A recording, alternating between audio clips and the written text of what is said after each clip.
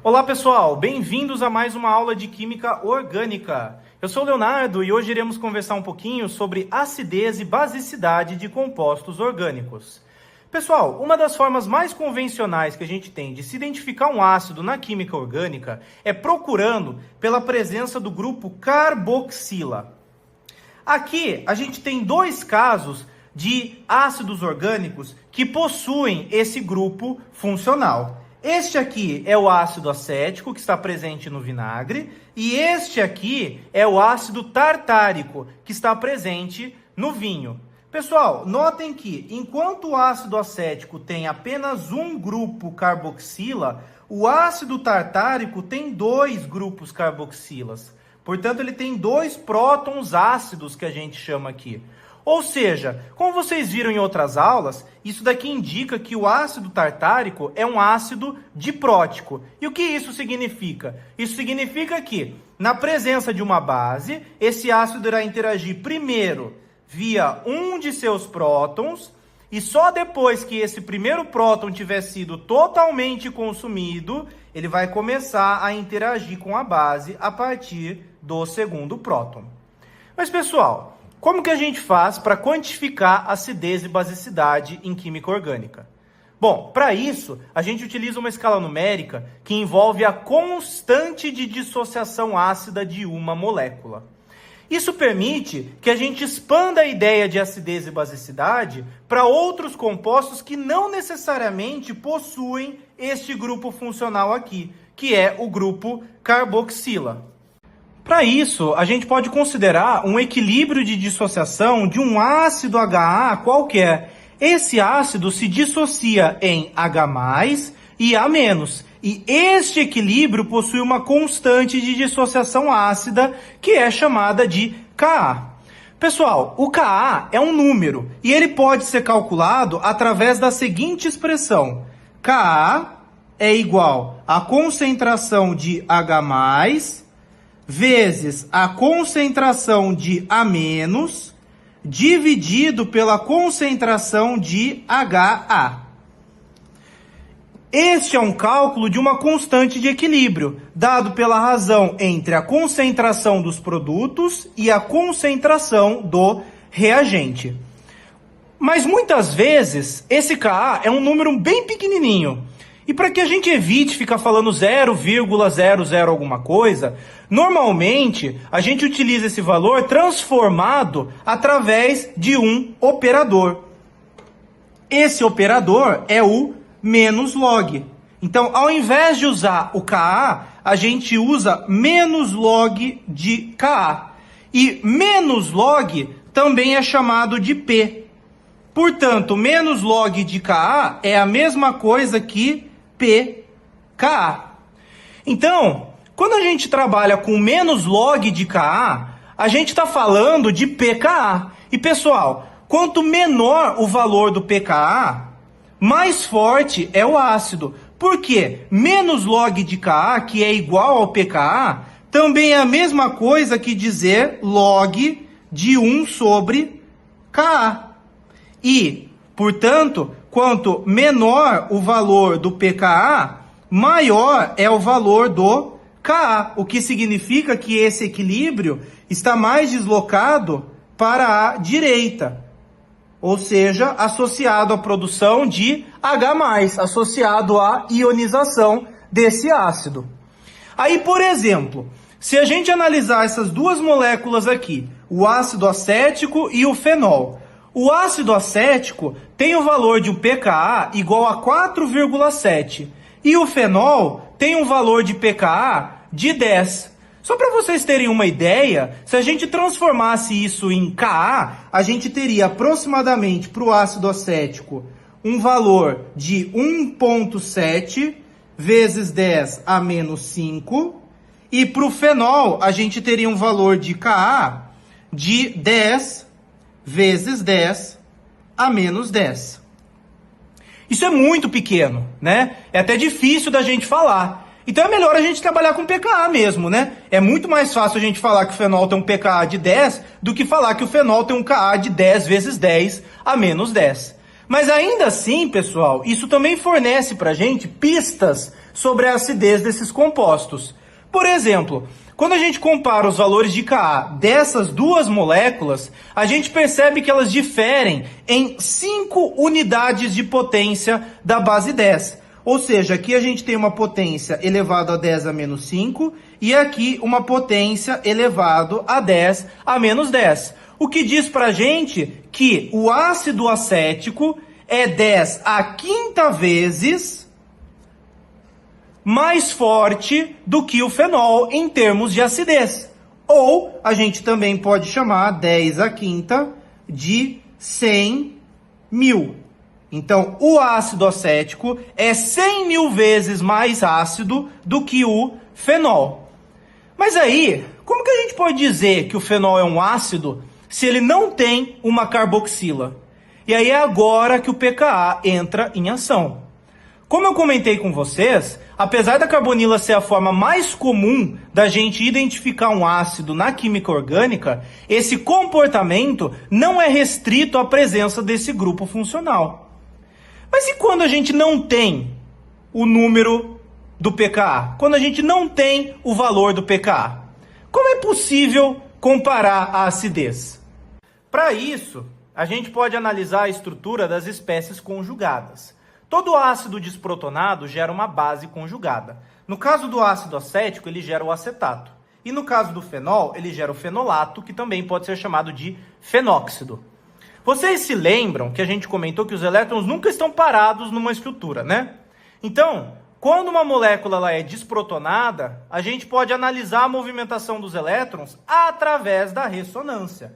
Por exemplo, se eu digo que esse par de elétrons se desloca para cá, esse par de elétrons vem para cá. E com isso a gente tem uma estrutura de ressonância para o acetato, que é esta daqui. Desenhando os pares de elétrons de Lewis, carguinha negativa, par de elétron de Lewis.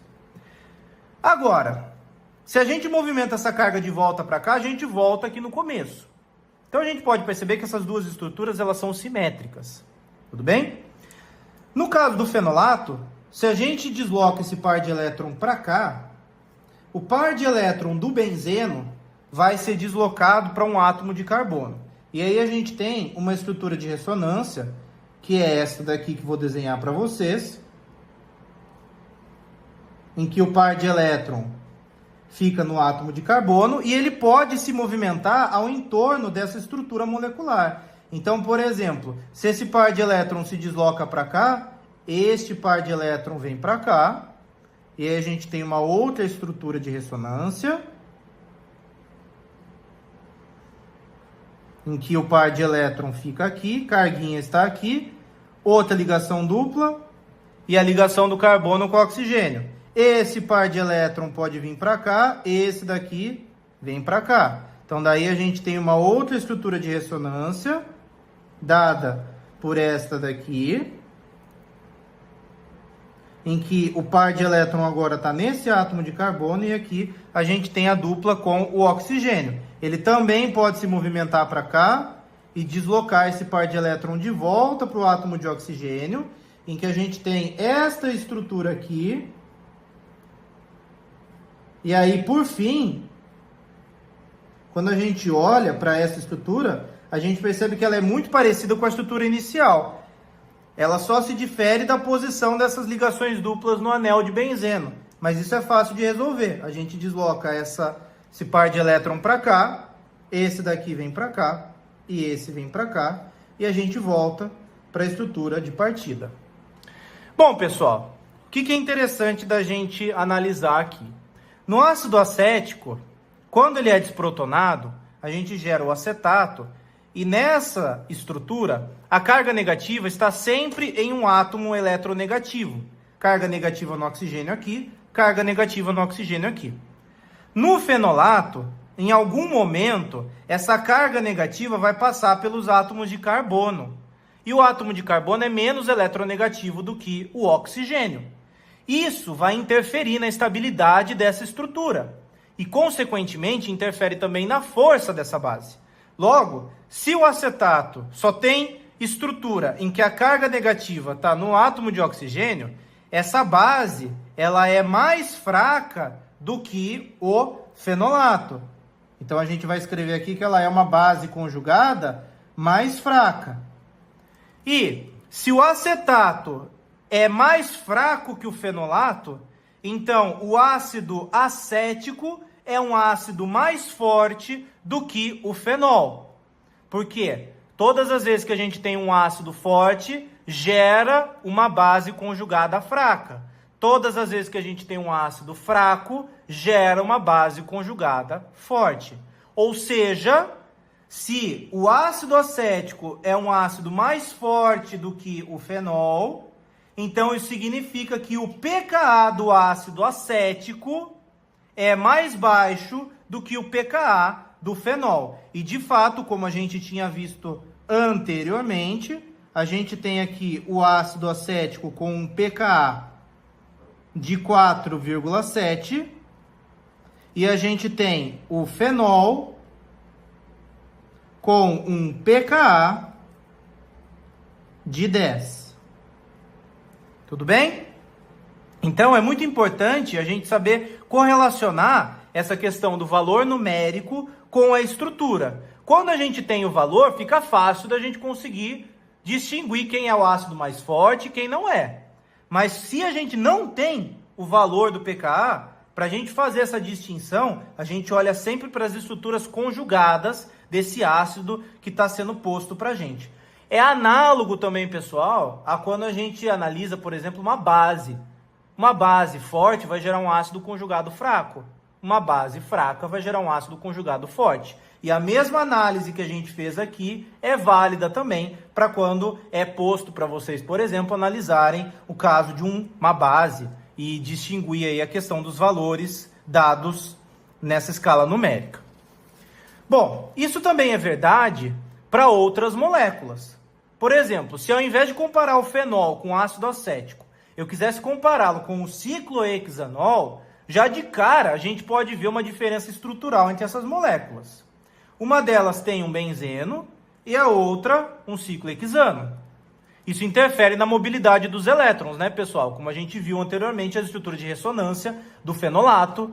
E até aqui a gente pode fazer alguma estrutura de ressonância dentro do próprio benzeno. Tudo bem? O caso aqui mostra pra gente que o fenol tem um pKa menor do que o ciclohexanol. Mas como a gente consegue justificar isso? Bom, se a gente colocar essas duas espécies em contato com uma base qualquer, que eu vou chamar de B-, para esses dois casos, o B ele vai interagir com o próton ácido da molécula. Então, a gente vai ter uma desprotonação aqui. Quando ele interage com esse próton, a gente vai ter o deslocamento desse par de elétron da ligação para o orbital dos átomos de oxigênio em cada caso aqui. Então, o que a gente gera? Bom, nesse primeiro caso, quando ele é desprotonado, a gente vai gerar o fenolato, que é essa estrutura que estou desenhando aqui, vou escrever aqui embaixo, fenolato. E ele vai gerar também um BH, como sendo a base que agora foi protonada. Neste caso de baixo, quando ele desprotona o ciclohexanol, eu vou gerar uma estrutura até que parecida, né, pessoal? Só que a gente não tem as ligações duplas e simples alternadas nesse ânion, que é o ciclohexanóxido. E ele gera também um BH protonado aqui. Bom, nós temos o fenol desprotonado aqui, que é o fenolato, e o ciclohexanol desprotonado aqui também, que é o ciclohexanóxido. Só que em um deles, como a gente viu, os elétrons conseguem se movimentar mais. A gente percebe que tem ressonância. E movimentação de elétron é estabilidade para a molécula, o que torna a base conjugada mais fraca, e isso interfere também na força do ácido conjugado. Ou seja, se isso aqui é uma base conjugada mais fraca do que essa daqui, porque aqui a gente tem movimentação de elétrons via conjugação ou ressonância, a gente tem um ácido conjugado mais forte do que este daqui. Por isso que o fenol é mais ácido que o ciclohexanol. Agora, só a movimentação de elétron que interfere na estabilidade? Não. Vocês se lembram que eu comentei com vocês que o tipo de átomo que a carga passa interfere na estabilidade da estrutura. Pois bem, nesse caso aqui, a gente tem dois compostos que são bem parecidos. Só que em um deles é uma amina, que a gente tem a etilamina, o heteroátomo é o átomo de nitrogênio. E no outro a gente tem um álcool, que é o etanol, em que o heteroátomo é o átomo de oxigênio. Ora, o que muda neles então, pessoal? O heteroátomo. Aqui a gente tem um átomo de nitrogênio e aqui a gente tem um átomo de oxigênio. Então, se a gente coloca eles numa situação semelhante ao que comentamos anteriormente, na presença de uma base B aqui genérica qualquer, o que vai acontecer? Esse B vai interagir com esse próton e este B interage com este próton. Só que, quando acontece a interação no caso da etilamina, o par de elétron da ligação NH se desloca para o átomo de nitrogênio, enquanto que no etanol o par de elétrons se desloca para o átomo de oxigênio. Isso vai gerar para a gente esses dois ânions aqui, que é uma amina desprotonada e o BH. E aqui embaixo a gente vai ter o álcool desprotonado e o BH. Muito bem. Então, quando a base desprotona os dois compostos, em um deles eu tenho um ânion com uma carga negativa no nitrogênio. E o outro, eu tenho um ânion com uma carga negativa no oxigênio. Bom, como o oxigênio é mais eletronegativo que o nitrogênio, ele acomoda melhor essa carga negativa, o que torna a sua base conjugada mais fraca do que esta daqui. E, consequentemente, se essa base conjugada é mais fraca, o ácido conjugado é mais forte. E, de fato, isso se comprova pelo valor do pKa de cada composto. Na etilamina, o pKa é de 38 e no etanol, o pKa é de 16. E essa interferência da eletronegatividade do átomo pode acontecer de forma direta ou indireta. Por exemplo, aqui a gente tem o etanol, que a gente viu que tinha o pKa de 16. E aqui temos o trifluoroetanol, que tem um pKa menor, um valor de 12. Bom, se o pKa é menor, então ele é mais ácido, certo, pessoal? Mas por quê? E como é que eu vou saber isso? Ora, basta a gente olhar para a estrutura. É o que a gente vem discutindo até então. Notem que eles são até parecidos, né? Só que em uma das estruturas eu tenho um carbono ligado a 3 átomos de hidrogênio, nessa metila aqui, e no outro eu tenho esses 3 átomos de hidrogênio sendo substituídos por 3 átomos de flúor. Bom, o flúor é bem mais eletronegativo do que o hidrogênio, né? Então, se tem uma coisa que ele vai fazer nessa estrutura aqui, é puxar a densidade eletrônica para ele. Então, de uma maneira semelhante, pessoal, se a gente desenha aqui a desprotonação desses dois compostos, com aquela base B- genérica que eu falei para vocês, o par de elétron dessa base vai atacar o átomo de hidrogênio nos dois compostos, e aí nos dois compostos o par de elétron da ligação OH se desloca para o orbital do átomo de oxigênio, gerando aqui para a gente então este ânion mais o BH, que eu vou chamar aqui de ânion 1, e aqui embaixo ele vai gerar para a gente este outro ânion com os 3 átomos de flúor, um átomo de oxigênio, parzinho eletrônico, e o BH, que eu vou chamar esse ânion aqui de 2. Bom, o que acontece aqui? Quando esses compostos são desprotonados, a gente vai ver esses dois ânions, o ânion 1 e o ânion 2. Só que em um deles, a gente vai ter mais átomos que gostam de carga negativa, ou seja, no ânion 2. Se eles gostam de carga negativa, então eles vão acomodar melhor essa carga, porque o flúor é bem mais eletronegativo do que o hidrogênio. Se ele acomoda melhor a carga, então esta base conjugada fica mais fraca. E se ela é uma base conjugada mais fraca, o ácido conjugado é mais forte. Por isso que o trifluoroetanol é um ácido mais forte do que o etanol, com um valor de pKa de 12 para o trifluoroetanol e um valor de pKa de 16 para o etanol.